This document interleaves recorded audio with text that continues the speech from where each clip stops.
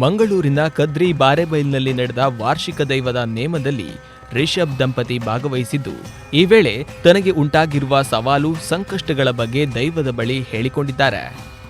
ವಾರಾಹಿ ಪಂಜುರ್ಲಿ ಜಾರಂದಾಯ ದೈವದ ವಾರ್ಷಿಕ ಉತ್ಸವದಲ್ಲಿ ರಿಷಬ್ ಶೆಟ್ಟಿ ಕಷ್ಟವನ್ನ ಹೇಳಿಕೊಂಡಿದ್ದು, ಇದಕ್ಕೆ ದೈವ ರಿಷಬ್ ಅವರನ್ನ ಎಚ್ಚರಿಸಿ ಅಭಯವನ್ನ ನೀಡಿದೆ.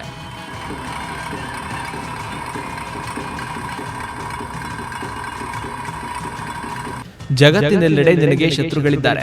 ನಿನ್ನ ಸಂಸಾರ ಹಾಳು ಮಾಡಲು ಯತ್ನಿಸುತ್ತಿದ್ದಾರೆ.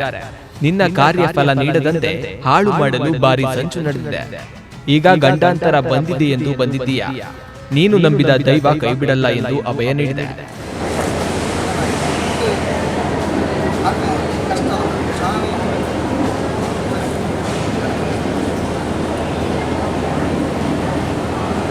ಯಾರು ನಿನಗೆ ಕೇಡು ಬಗೆದಿದ್ದಾರೆಂದು ಈಗ ಹೇಳಲ್ಲ, ಆದರೆ ಕೇಡು ಆಗದಂತೆ ನೋಡಿಕೊಳ್ತೇನೆ.